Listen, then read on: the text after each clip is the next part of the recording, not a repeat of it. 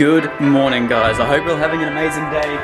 Welcome back to the video. We have been doing a lot of work on the 33 that's behind me over the past couple of weeks, getting that thing up to scratch for daily duties, and it's an all-around incredible street car.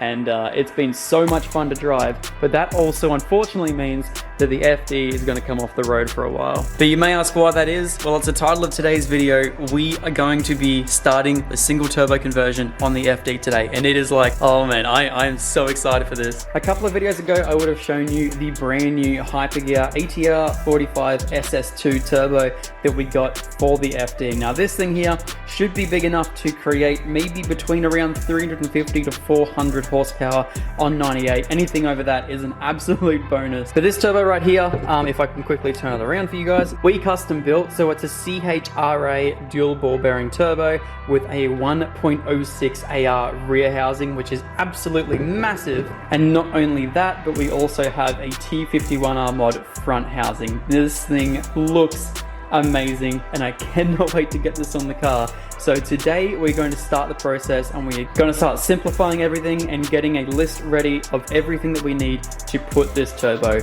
on my FD. So for those of you who have just come along and just subscribed to the channel, I want to give you guys a massive thank you. This right here is my 2000 model Series 8 FD RX7 RS. It was imported around 3 years ago, and I am the second owner here in Australia. And over the last couple of months, aside from the Grady V-mount, everything in the engine bay is pretty much stock. So you can see the engine bay right there. We have the twin turbos sitting down there at the moment. And yeah, let's quickly run over why exactly we're going to single turbo the FD. So ever since we got the car, you guys have all heard it if you have been watching this channel for a long time. We have had terrible overheating issues with the FD, unfortunately. When we got the car, it unfortunately had something on the lines of whether it was just a cheap radiator or a blocked radiator or something along those lines. Something in the setup just wasn't working, and the car would drastically overheat. I couldn't even drive it to and from the shops without it getting way too hot. I physically had to let it cool down or just stop, park there, go shopping for ages, and then come back to the car, and we might be able to make it back home. So after we got the Grady V-mount, the car was absolutely awesome. But this also made other issues arise, stuff that I never would have thought, because the car had not been driven for far enough in the past, probably since it was imported into Australia, or since it had the Bridgeport done at least. The twin turbos on the car, I'm not entirely sure whether it's the turbos that are going or the vac lines or something along those lines, but we have been battling smoking issues, boost leak issues, vac issues, so many issues to do with these twin turbos. I have physically pulled off everything on the turbo side apart from the turbo itself. To be honest, probably around about 3 or 4 times now. And every single time I've had it on the road for like a day, and then it would create a new issue. Around the actual core of the twin turbos, it has started to get really oily and really like muggy and disgusting. It looks disgusting down there. These turbos do have a lot of common issues when it comes to cracking, splitting, blowing. Now don't get me wrong, it's a really cool setup. But today we're going to be starting the conversion to bring this FD up into the 21st century and finally put a big single on the car. It's going to be heaps of fun. Let's get stuck straight into it. Now I'm going to release a video once I get the twin turbos out, and I can sit the turbos side by side and explain why you would go single turbo over the stock twin turbos in an FD. But one of the reasons we're going to be sorting out today, mainly in this video, is sorting out the rat's nest vacuum lines. It is looking at the diagrams, it is shocking. So this right here is the rat's nest.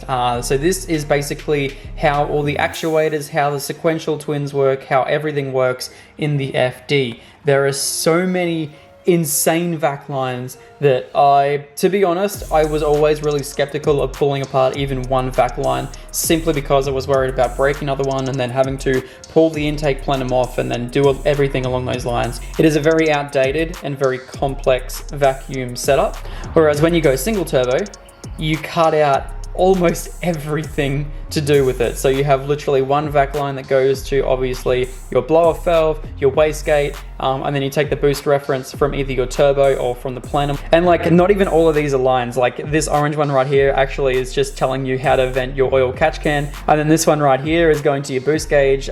So if you're running that through the ECU, you'll just run that straight to your boost controller anyway, and you just run that straight to your ECU anyway. So we're going to be doing a lot of cleaning in today's video. We're going to be getting rid of a lot of vac lines. For someone that's always had single turbo cars like the Falcon and the 33, even the 33 is quite simple in the way that all the vac lines work.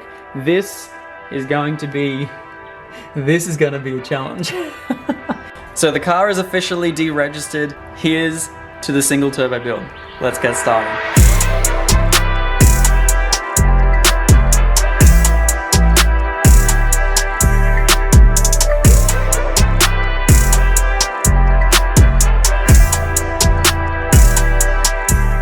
Alright, so I'm having so much fun already, just like looking at all these vacuum lines that I know I'm not gonna have to replace. No, very, very excited. I don't know if you can see just how many so already down here you can see that we have one for the manifold, because the manifold has a flapper that allows exhaust gas to go through the second turbo. This flapper right here goes to, I believe, the wastegate, and then if you have a look just up here as well, we have another one which allows the second turbo to supply additional boost or additional air into the rest of the system. Normally that would be closed off. This is actually really, really cool, and I'm having a lot more fun pulling this apart now than when I've done it before, because I know that all of this stuff doesn't have to go back on, and I'm a very happy Zachy. Alrighty, so I got rid of most of the stuff that we need to take off. Let's take this out really quickly. This probably has vac lines. No, it doesn't have vac lines connected to it. That's right, it's just very tight. It does come out. That's right, she twists. Oh, there's a bit of oil in there. Not a crazy amount, but it's definitely fresh. There we go, you can certainly see it down there. There is some fresh oil there. That's okay. We're gonna have to reuse any of this, so that's awesome. And I keep looking at that, it's sick. Alrighty, one more bolt, and then this whole Y section can come out, and then I think we can start getting into the intake plenum. When I'm finished all this, I'm actually gonna have a really good and long, decent look at the way that all of these vacuum lines and everything are all set up, because it's actually quite an interesting system. It's an extremely interesting system. Back how they used to make sequentials work with actuators, and well, in fact, the twin turbos, they're exactly the same size, but they just spool up at different times because of how many actuators are on this thing, hence the amount of vacuum lines. Like, it is horribly outdated, but looking back at the technology that it used to go into this car is insane. So I got a few vac lines to disconnect. All right. Now this whole system technically should just lift out.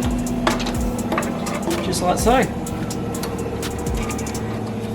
Whoop, without that one there. Excellent. So for the first cool tech that you guys may not have seen on the FD, if you haven't watched some of my previous videos, I'll quickly swing this camera around so you can see it, so you can all see it. But this system right here, the Y pipe, is actually made up of two pieces, separated by a O-ring right there. Now this O-ring does break down over time, and being 20 years old, sometimes they can leak oil on the exhaust.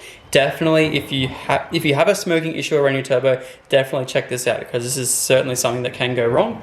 Now, the next cool thing is this little actuator right here. So this allows the second turbo to introduce more air or more boost into the intercooler piping, which is a seriously cool setup. I honestly don't know why they would need to, actually I could imagine it's to stop, actually yeah, it would be. When the first turbo is spooling up and producing boost, I could imagine that because the second turbo is not spooling up, you could introduce compressor surge into the second turbo. And because they both share a rear housing, that could be extremely bad. So I could imagine they block this off, so that way no boost can go back down through and into the second turbo, the rearmost turbo, and introduce compressor surge down there. That is sick. That's cool. I've never actually thought of it that way. That is cool. Very, very cool. So along with that, we've also got rid of both of the stock blow-off valves. This thing had two blow-off valves, obviously for the two turbos. So yeah, they're both off now too. Alrighty, so I think for now, what I'm going to do is I'm going to get into the rat's nest. So we're going to take off the intake plenum, which I've never done before. This should be very exciting to actually do. One thing I did struggle with last time when I was doing this is I was having a really tough time in regards to the dump pipe. The dump pipe, I couldn't work it around how that all comes out, so whether I have to remove the steering rod or something along those lines, I'm not quite sure, but I will work it out. Whether I have to jack up the engine and undo an engine mount or something along those lines, I'm not quite sure. But yeah, we're going to take off the intake plenum, we're going to take off the rat's nest box right here, and just simplify that whole setup up there today. So let's get in there and let's take that off.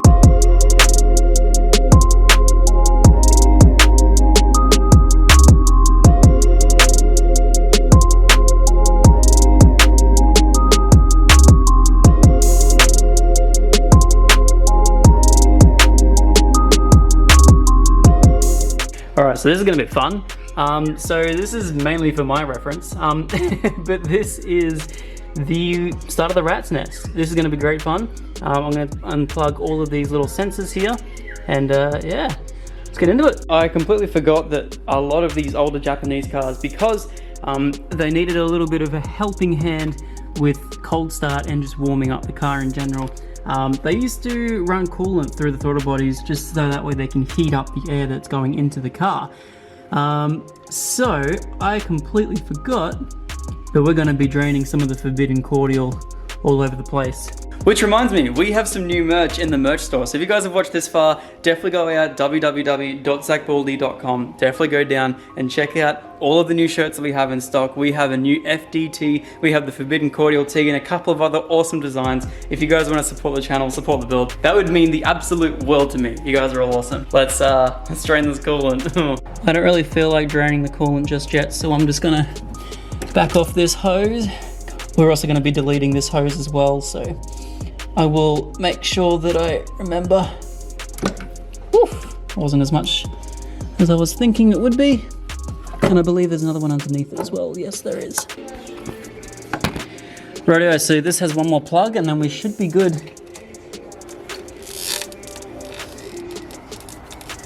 Whether it's just injectors or something along those lines, or a subloom. Oh no, injectors stay with that. I don't know what this does. There's one more vac line connected. Come on! Come on! What is this?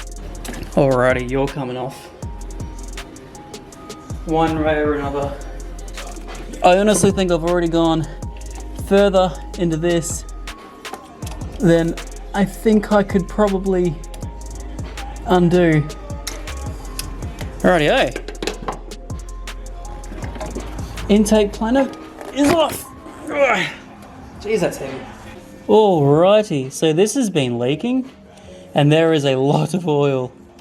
There is a lot of oil. We need to get a catch can set up in this car ASAP. There could also be from the turbos though, so I don't know if you guys can see this. There you go. That's insane. And there is a lot of oil. I was going to say cylinder 1. Well, technically it is. That's a cylinder, but around cylinder 1 we got a lot of oil. Oh, that's funny. I'm hilarious. There is already so many parts here on the bench just for the whole kit, including this beast. Nah, just joking. But in all fairness, it's mainly just like intercooler piping and everything, but just the amount of just actuators and vacuum lines and everything that we're going to be able to get rid of is just so nice. This is the vacuum setup, or the rat's nest, on a Series 8. Believe it or not, it gets worse on the Series 6 and the Series 6 and lower.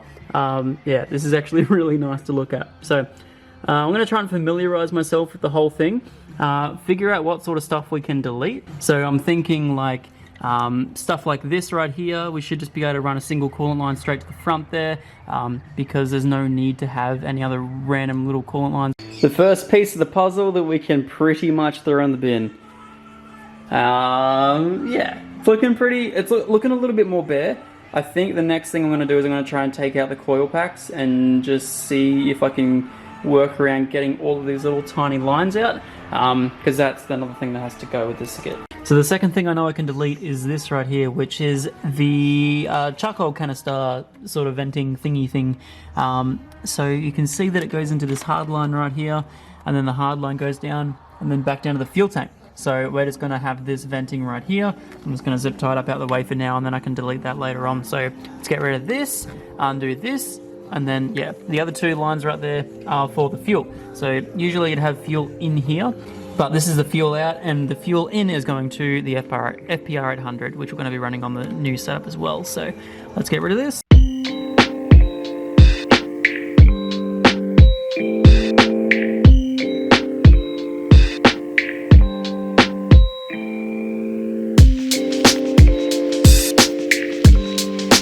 Next step is to remove the coil packs, so I'm going to quickly do that, and then I can get all these little wires out of the way, and then I can start really focusing in on the backline setup.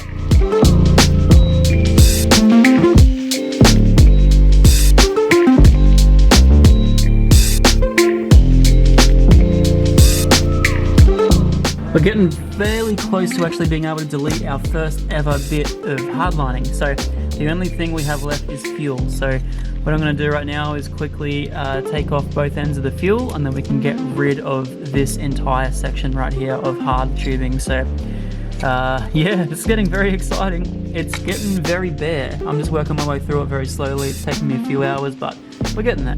The time has come to remove a few hard lines, which I'm very excited about. All the fuel lines are out of the way. This little bolt's about to go. It's some very exciting stuff. It's making me love this car so much. Come on. Probably should have got that to move first. Probably not with them, probably with these. These fuel lines are a little bit crusty, so. Cool, there we go.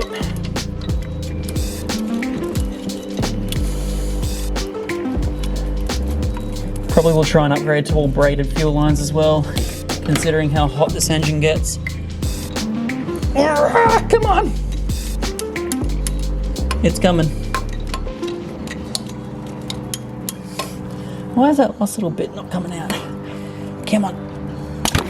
Woo! Fuel everywhere. Beautiful. So another thing that's going to make my life a whole lot easier is taking out the alternator. So if you guys can see, there's another little vacuum box down there which we have to remove. So alternator will be coming out, and then well, not fully out, maybe I might be able to just swing it out the way. That was never tightened up. Okay. And then, yeah, we should be fine from there.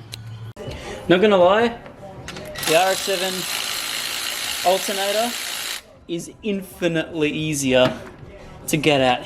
It honestly looks identical to an LS alternator. How to remove. I hope I don't have to remove that whole bracket there, because that'd be annoying. Looks like I might have to. Alright, so the bolt that I thought was going to be hard on this for that setup there is actually not hard at all. So, we're going to quickly zap off that bracket on the front there, which should expose everything that we need to get to.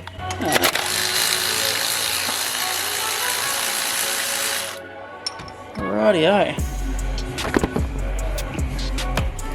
So, in theory, that should come out, which doubles as a water pump bolt. And does that bracket come out? Close. Maybe if I raise this. Ah, look at that! Huh. So there you go. Water, oh sorry, not the water pump. The alternator bracket is out, which means the alternator should then just lift straight out. If it wasn't. Come on, come on. There we go. Coil filler neck is off, so we had to get to this bolt down here, and there was no way I was able to get it with the filler neck there because it bolts in down here. So hopefully, fingers crossed, this is the only bolt that needs to come out to get this thing out. Hopefully it looks like it is, so we should just be able to take that out and then slide it straight out. So fingers crossed it'll work. What's good, guys? So it is the next day, and yeah, I filled up both my SD cards with a whole heap of footage yesterday, so I didn't film anything else, but I kind of just spent like another half an hour or so on the car, another hour or so on the car, and this is where we got to. So everything is looking really, really good. I drained the coolant, so there's no more coolant in the car whatsoever apart from that little bit just chilling in there. And one thing I did actually notice, which is I'm glad I'm kind of doing all this, you guys can see that that hose has been slightly burning. It's all orange and weird, so I'm kind of glad that with this new setup we're going to be getting rid of the separate AST. We're going to be using the top of this as a overflow, which is pretty cool. So So what a lot of people do, instead of running your separate AST down there, you just eliminate if that could possibly go wrong. Plus, with the big single there, we don't really want to have two, you know, pretty thin, flimsy tubes just chilling there. We can pretty much route that straight down there. So we're going to weld on a new fitting onto the top of this, so that way this can then be a pressure relief valve, which can then go straight down there, which is cool. So that's another big bonus of deleting the AST. Now, as for the top of the engine, you guys can see that we got a lot of stuff done. So I'll quickly turn this on. I don't know how well, doesn't really make much of a difference, but the oil filler is off, and I've just put a sock over that so nothing gets in there. And then also the intake manifold right there is all covered up. And as you guys can see as well, I also took off this bit right here. So it did have a loom on it, and I believe it was for bleeding off coolant to go into the heater core inside the car. But because we don't have a heater core anymore, that's what made the last 13B blow up. Getting rid of the heater core also meant we didn't have to utilize that thing, and it was kind of just chilling on the side of the engine. It was all blocked off, but it was just chilling there. So, but anyway, now we have all of this loom out the way. So I know it looks like a bit of a mess, but it's actually not. We have this loom out the way, we have this loom out the way. All of these little hoses here are kind of just things that I have to remember. So we kind of have like so this one here is the charcoal fuel thing. I just put that there. And then we also have the fuel return as well. And then looking over here, we have the fuel return there. We have a coolant out, we have a coolant in. And then this coolant in just routes up to the top of this as well. So that just means we can basically get rid of all those hoses and just run straight from there to there, which will be cool. We can actually see the top of the 13B right now, which is pretty cool considering I haven't actually seen one in the flesh yet. It's kind of covered by all these things. We also got that big vacuum box out. All of those vacuum lines that were sitting over there are all gone. All of the hard lines for the back here and around the side here are all gone. And that has been the most satisfying thing to do. You can see we kind of have still a few little hard lines left to go. I'm just trying to work out exactly where they all go, so that way we can, you know, just mark things like water feed, oil feed, all those sorts of things. So anyway, I really want to show you guys some of the stuff that we've been taking out the car. So we're about, I dare say we probably got about 80% of the vacuum lines off this car. And this is what we have removed and not putting back in so far. Look at all of these vacuum pieces. So these two main boxes right here are going to get removed. This big sort of, I call it the brains. It's actually pretty cool. Like all of these, it sort of shows exactly where the vacuum lines go, and they kind of just, whatever needs to be looked at, they look at. Actually really, really cool setup. Plus it's got a heap of looms on. I will keep that just in case, because it has got a whole heap of looms for, it has got a whole heap of plugs and sensors for looms, so we might have to retain that. This is that little thing I said potentially goes to the heater core. It's also got a plug on the top there, and I know that all of these plugs are probably going to have to get plugged back in, so I'm just making sure to keep all of these nice if I can. And then all of these, this is for the fuel, coolant, and another one of these was for fuel in, but that wasn't getting used because we had changed it to the rubber line. So that's all getting removed. All of these hard lines here for vacuum is all getting removed. All of this hard line here is getting removed. And then all of these, they're so brittle and so bad. A lot of these had splits. A lot of these just literally just ripped straight off a whole bunch of things. It was bad. And then you guys can see just like all of these other little vacuum lines that are just running around and doing random things. All of these vacuum lines here, that vacuum line there. There is just so much stuff that's getting removed. And look, well under here is all vacuum lines as well. This is the only piece that I broke so far as well. I don't know whether I need to retain this or not. I don't know, I guess we'll find out. It kind of just chills on the bottom of the intake plenum, so I really hope I don't. But if not, I should be able to make that fit back on there anyway, just by, you know, being able to mount a vacuum line on the bottom there, that's fine. The plate for the top of the 13B is sitting right here. The oil intake, sorry, not the oil intake, the oil filler neck. Alternator is sitting right here. Yeah, we got the plenum, throttle body, which we're going to be painting up in like a nice black, I think, or potentially even silver. Potentially even seeing if we can polish it. I just don't know anyone that has like one of those cool little wheel polishers, but I'll work that out. The throttle body elbow is sitting right here. We have the coil packs, and then also the beautiful ball bearing hyper gear. So all this stuff is getting removed. All that stuff is staying on the car. It's just crazy. There is just a lot of stuff, and it's really cool. I'm learning a lot about what these sort of things do. So I guess the next video, the next step we're going to be doing, I didn't want to do it in this video here because I'm going to have to block off all these holes and stuff. But if you guys can see down there, we have the oil metering pump and also have the fuel rail there as well. So I'm going to be undoing the fuel rail. We're going to be getting rid of the stock injectors, and we're going to be replacing them with a new fuel rail and some 1000cc injectors. So that's going to come potentially on the next video. We won't have the injectors here or the fuel rail, but we'll just get rid of everything, and we'll start mocking up some stuff where we want it all to go. We'll start simplifying a lot of the coolant lines. Yeah, this is turning into a big challenge, but it's definitely looking so much better.